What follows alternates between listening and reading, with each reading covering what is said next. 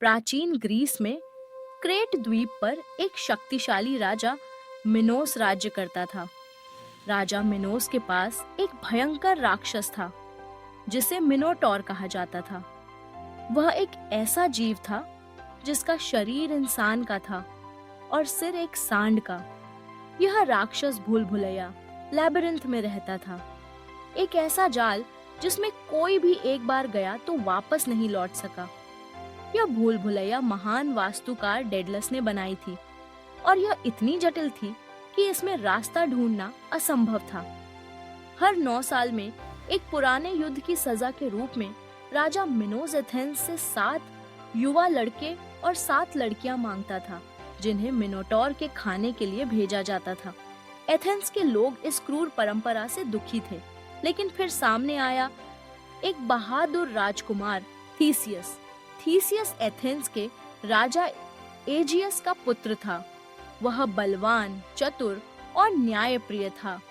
जब तीसरी बार एथेंस से युवाओं को क्रेट भेजा जा रहा था, तो थीसियस स्वयं सेवक बनकर गया, लेकिन मरने नहीं, बल्कि मिनोटॉर को मारकर इस भयावह परंपरा को खत्म करने के लिए। जाने से पहले थीसियस ने अपने पिता से कहा, अगर मैं सफल होकर लौटूं तो जहाज पर सफेद पाल होंगे, लेकिन अगर मैं मारा जाऊं तो काले पाल ही रहेंगे। राजा एजियस ने सहमति दी और थीसियस क्रेट के लिए रवाना हुआ।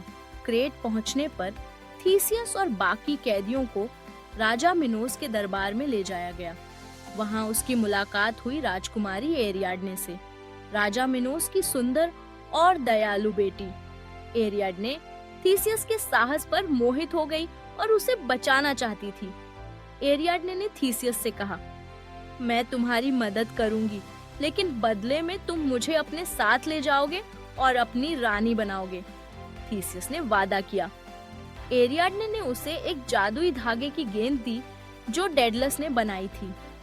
भूल भुलैया के द्वार पर इस धागे को बांध दो, उसने कहा, और इसे खोलते हुए अंदर जाओ। जब तुम मिनोटॉर को मार लो तो इसी धागे के सहारे वापस बाहर आ जाना।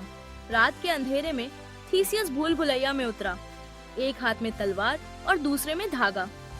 अंधकार, सन्नाटा और डर से भरी वह जगह बहुत डरावनी थी। कुछ देर बाद उसे तेज सांसें और भारी कदमों की आवाजें सुनाई दी। मिनोटॉर सामने था, विशाल, क्रोधित और भयंकर। एक भयानक युद्ध शुरू हुआ। मिनोटॉर ने जोरदार हमले किए, लेकिन थीसियस तेज और चतुर था। अंततः एक सटीक वार से थीसियस ने मिनोटॉर को मार डाला।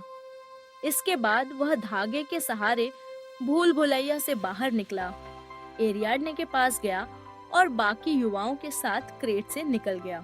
रास्ते में वे नेक्सोस द्वीप पर रुके। यहाँ एक अजीब बात हुई।